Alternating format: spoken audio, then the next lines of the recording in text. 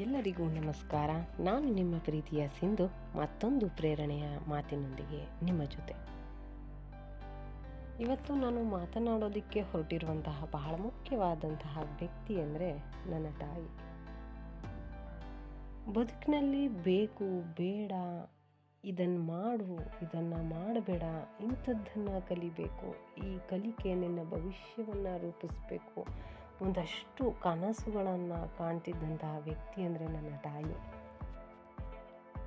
ಕನಸು ಕಾಣು, ಬಹಳ ದೊಡ್ಡದನ್ನು ಕಾಣು, ಕಂಡ ಕನಸುಗಳೆಲ್ಲವೂ ಈಡೇರಲ್ಲ, ಆದರೆ ಕಂಡ ಕನಸುಗಳು ಯಾವುದನ್ನು ಹಿಂಬಾಲಿಸದೆ ಪ್ರಯತ್ನವನ್ನು ಪಡೆದೆ ಬರಬೇಡ ಅಂತ ಹೇಳಿದಂಥ ವ್ಯಕ್ತಿ.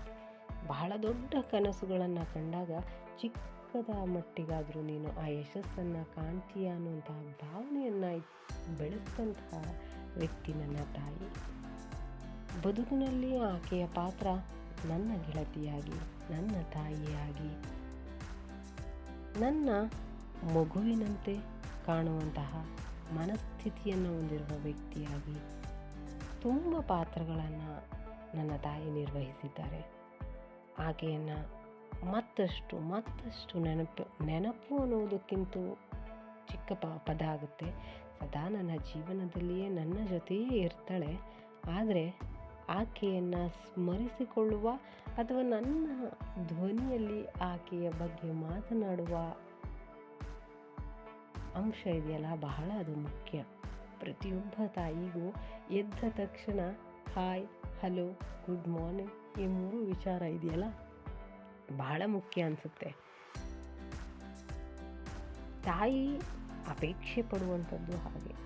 ನನ್ನನ್ನು ಗುರುತಿಸಬೇಕು ನನ್ನ ಮಗು ಅನ್ನುವಂಥದ್ದು ಇದೆಯಲ್ಲ, ಅದು ಪ್ರತಿಯೊಬ್ಬ ತಾಯಿಯಲ್ಲೂ ನಾನು ಕಂಡಂತಹ ಒಂದು ಕನಸು. ಸಾಧ್ಯವಾದರೆ ಪ್ರತಿಯೊಬ್ಬರೂ ನಿಮ್ಮ ತಂದೆ ತಾಯಿಗಳಿಗೆ ಗೌರವವನ್ನು ಕೊಡಬೇಕಾದ್ರೆ, ಅಥವಾ ನಿಮ್ಮ ತಂದೆ ತಾಯಿಗಳನ್ನು ನೀವು ತುಂಬ ಖುಷಿಯಾಗಿಟ್ಕೋಬೇಕಾದ್ರೆ, ಕಂಡಾಗ ಒಂದಷ್ಟು 2 ಮಾತುಗಳನ್ನು ಆಡಿ, ಕಂಡ ಆ ತಾಯಿಯ ಮುಖದಲ್ಲಿರುವ ಭಾವನೆಗಳನ್ನು ಒಂದಷ್ಟರ ಮಟ್ಟಿಗೆ ಅನುಭವಿಸಿ, ತಂದೆ ತಾಯಿಗಳನ್ನು ಜೀವಂತವಾಗಿ ಇಟ್ಕೋಬೇಕಾದ್ರೆ, ಜೀವನವನ್ನು ಅನುಭವಿಸಬೇಕಾದ್ರೆ ಅವರಿಗೆ ನಾವು ಕೊಡುವಂತಹ ಕೆಲವು ಮಾತುಗಳು, ಚೆನ್ನಾಗಿದೆಯಾ, ಊಟ ಆಯಿತಾ, ಬಾ ನನ್ನ ಜೊತೆ ಹೊರಗಡೆ ಹೋಗೋಣ, ಇಂತಹ ಪದಗಳಿದೆಯಲ್ಲ, ಅದು ಬಹಳ ಮುಖ್ಯ. ಆಕೆ ನನ್ನ ಜೊತೆಯಲ್ಲಿ ಬರಬೇಕು ಅನ್ನುವಂತಹ ಅಥವಾ ನಮ್ಮ ಜೊತೆಯಲ್ಲಿ ಜೀವನವನ್ನು ನಡೆಸಬೇಕು ಅನ್ನುವಂತಹ ಆಸೆಯನ್ನು ಇಟ್ಕೊಂಡಿರ್ತಾಳೆ. ಆದರೆ ಎಲ್ಲೂ ಸಹ ಆಕೆ ಹೇಳಲ್ಲ. ಅದನ್ನು ದಯವಿಟ್ಟು ಗಮನದಲ್ಲಿ ಇಟ್ಕೊಂಡು ನಿಮ್ಮ ಜೊತೆಯೇ, ನಿಮ್ಮಲ್ಲಿಯೇ ನಿಮ್ಮ ತಾಯಿಯನ್ನು ಆರಾಧಿಸಿ, ಪ್ರೀತಿಸಿ ಅಂತ ಹೇಳ್ತಾ ನನ್ನ ಮಾತುಗಳನ್ನು ಮುಗಿಸ್ತೀನಿ. ಧನ್ಯವಾದಗಳು.